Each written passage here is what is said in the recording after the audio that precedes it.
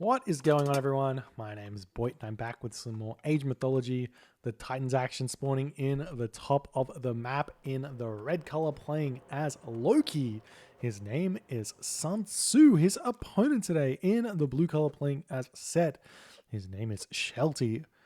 It's currently 1-0 for Shelty in this best of 3 for the Vubli Champions League season number 2. We've seen some ridiculously good games in this season. I'm not going to lie, like, last season was good and all. But I think this season, people have really picked up their game because they're, like, really aware of how important every win is. So they're all trying to get those wins in the best way they possibly can. And it's really resulting in some incredible games. So that first game on Land Unknown could have gone either way. And if you asked me who was going to win it at like, what was like the 20th minute of that game, I would have been, oh, who knows, man? Who knows? So we'll see how this is going to go. Shelty, sticking with his set. Shelty is known for his Norse play, but I find he gets a little bit like he doesn't feel comfortable. He doesn't feel comfortable in the Norse mirror. I'm going to say it. I'm putting it out there. Put it out there. You guys use and react to it how you want. But I haven't seen Shelty opt into a Norse mirror in any tournament that he has. Every single time he's playing against a Norse player, he goes for Set, Zeus, or Uranus. Those are the ones he goes for. So do with it what you will. But if you're a Norse player out there, see if you can force Shelty into Norse somehow. And then play Norse against him. See what happens. So, SunTzu opting to try his Loki out now. Now, Loki is one of those gods where you just go, man, if only. So, I've actually got... I think that the way that... Ooh. Almost sniped the hyena, very close.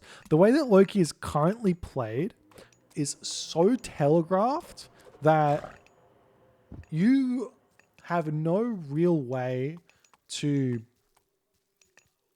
like count. Like, it's like your opponent just knows what they have to do to beat you. So telegraphed.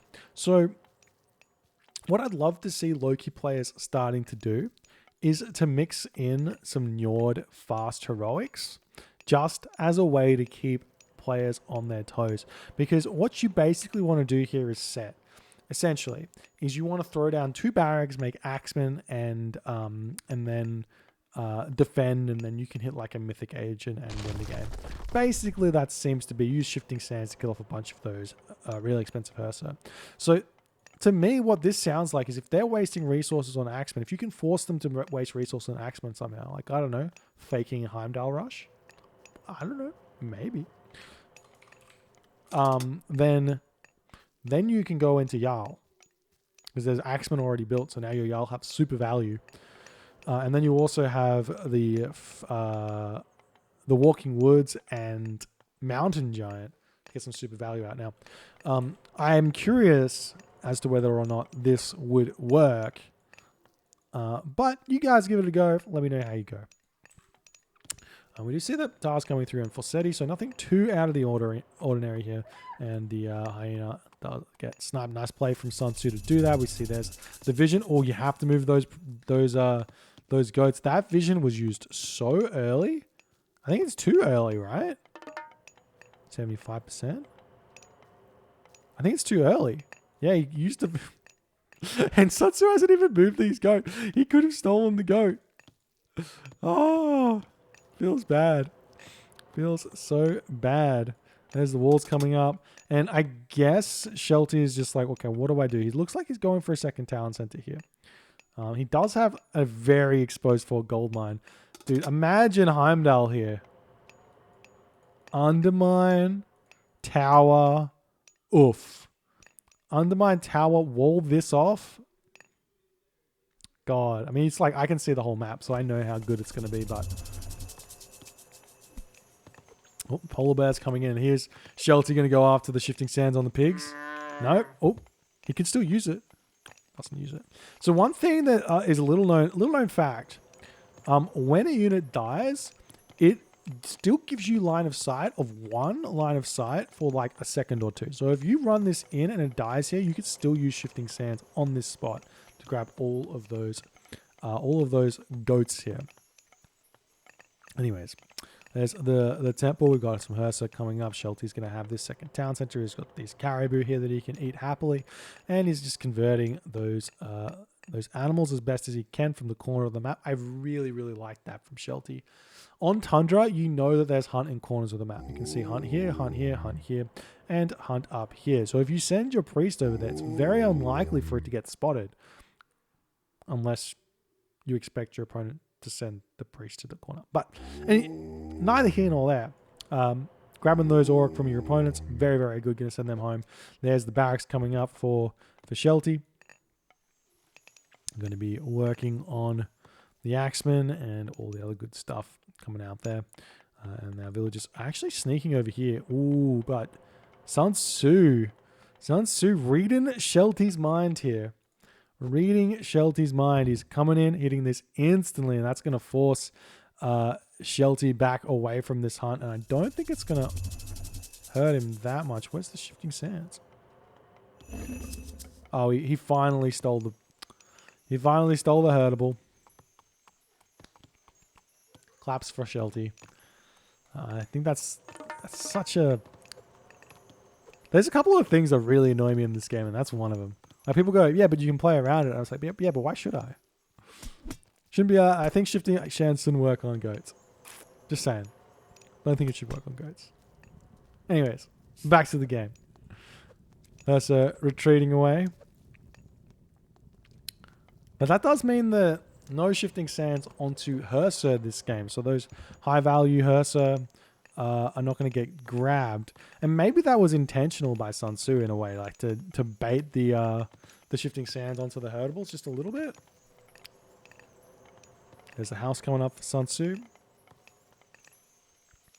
You see like all of this here for Shelty, and he's just pumping out Axemen.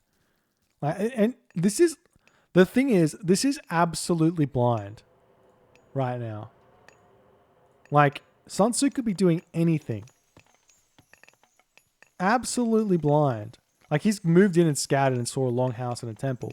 But SunTzu could be going for raiding cavalry, could be going for 3 town centers, could be doing literally anything. And Shelty is just going, yep, I'm just going to go Axeman here. So we'll see what's happening. Are we going to see the Njord? The armory's up.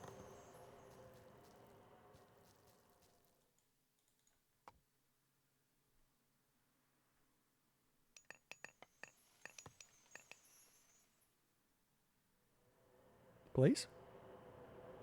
Go Njord? Just do it. It'll be hilarious. SunTzu? Oh, boo! Boo! I mean, nice raid here from SunTzu, but he gets a troll, unfortunately, so it's not going to help out too much. He needs to snipe all the heroes in order for it to do anything. Beautiful micro from him, getting tons of value, but he does lose one Hursa. And what's he going to build now? He's like, I'm so confused. What's the plan here? Throwing Axeman Hursa against Axeman? Okay. Not what I would suggest. There's the armory coming up for SunTzu. I would suggest 3 longhouses, pure raiding cavalry right now. If anything, no more Hursa. Maybe you can catch the Axeman out of position and hit a flaming weapons on your opponent's town center. Maybe. That's probably the best bet if you're going for Hursa, but then you still have to fight after that. Villagers here, what are they going to do? Jumping onto wood. Trying to maybe throw up a market and start trading. SunTzu's actually out of gold now. And the priest is here, checking out everything. Dwarves are going to be just moving straight here onto the gold mine. That's going to get spotted instantly.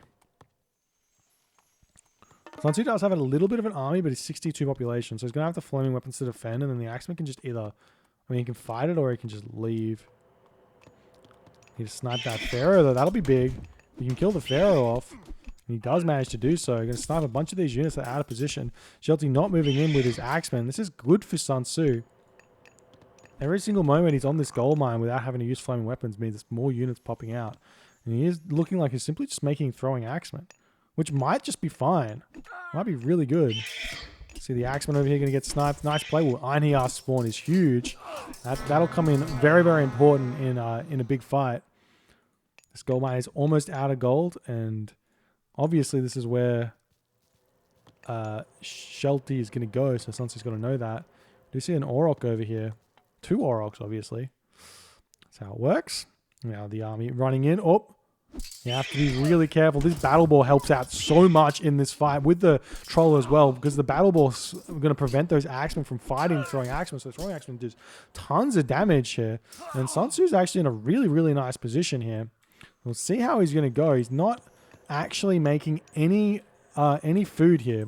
No food coming in. So if he's going to spam onto the gold here, I love this. If he throws up a market and tries to just get tier and then hit like tier flaming weapons on this gold mine or something, would be absolutely huge. We'll see if he's going to go for that or not. He's just spamming out dwarves and wood-based units. And what Shelty wants to do is essentially just build out a Migdol and make chariots. So we'll see how this is going to go. We do see the army making its way down onto this gold mine over here. SunTzu's got all of his units coming in, but he's not hitting it just yet. Shelty is out of position. We do see another barracks coming down for Shelty. So we'll see how much damage this is going to do. Clearly, it's gonna hurt Shelty quite a bit because he's got no gold in the bank. But SunTzu is just flapping around with his army. The Hersa does decide to move in and sort of give away that these units coming in. Shelty does decide to turn around and fight this one with his villagers. And he may lose a villager here, but he's definitely losing that gold mine for the time being. I would love to see a hill fort or something just get thrown down over here. But Shelty's got 1,100 gold in the bank. The army for Shelty coming around the back here. We've got 115 pop to 130 pop, but there is a flaming weapons. The battle ball going after this town center. Do we see funeral rites here? We have funeral rites for Shelty. Absolutely huge, that upgrade. He's only got 3 priests and a pharaoh though. So the damage is going to be fairly low just because there's not that many units, but SunTzu can't really attack just yet. He's got 1,000 gold in the bank. The market is coming up, and this is exactly what SunTzu is going to do. I love this. He needs to go up to about 2,300 gold and then shift by 1,000 food, essentially. So you shift click twice on the food. You should be able to get Mythic Age. You already see heavy axemen here though for Shelty. The other thing you can do actually is pull off the wood now and move over back onto the elk over here. Auroch in the middle of the map because he's got map control. Got this axeman coming around here, and Shelty sneaking a gold mine yet again. He is a slippery snake. He's going to be all over the map. We do see that the throwing axeman is going to be checking this gold mine out. It's going to spot it, but not this one. Not that one at all.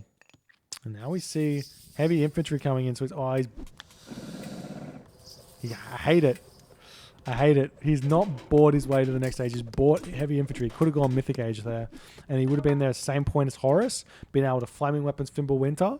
And that's going to delay the Tornado coming in as well. But now if he does it at this point, Tornado's just going to kill his only town center. So maybe SunTzu needs to pull back and just get a second town center or something. At this point, throwing axeman coming around to the top of the map. Searching around, just making sure Shelty's not doing all too much. But even with the Horus here, I'm not sure. We see the slingers coming in. Unfortunately, in this situation, the battle will actually push them away from the throwing axeman, which is really, really bad. And SunTzu pulling back again. Still no advance time here. He's got 400 food in the bank. Gathering from this hunt in the middle of the map here.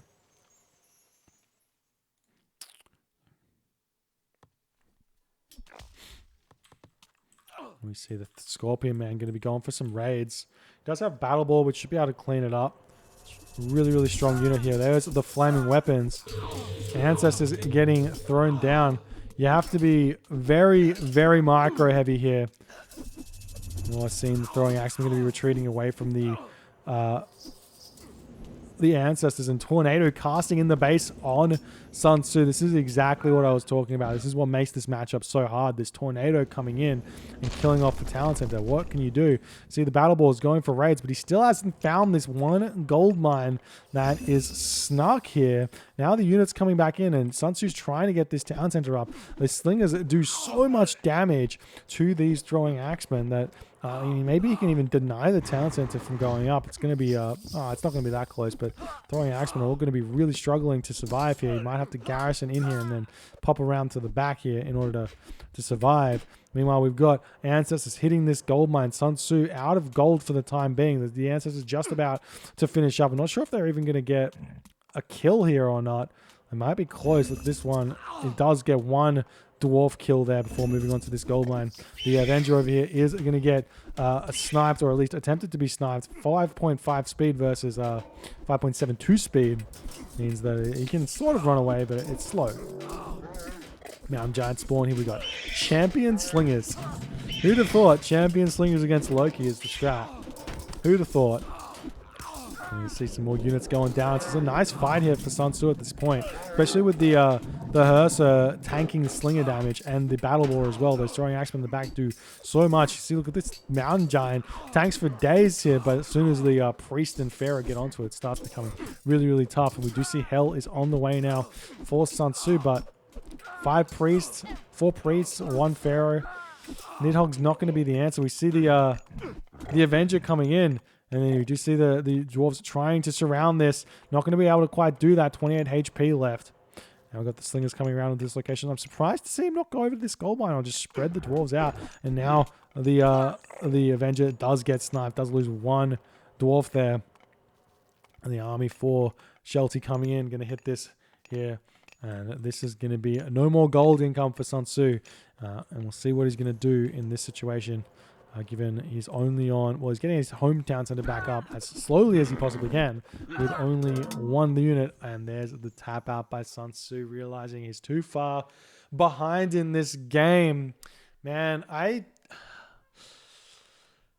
really, really wanted to see what this would have looked like if instead of buying heavy infantry, he bought another 700 food and went Mythic Age at the same time Shelty was going Mythic Age. If he did that, especially through tier, which would have hit this gold mine, would have hit this location here, would have hit this location here. Shelty's probably not on this gold mine because SunTzu would have retreated back a little bit.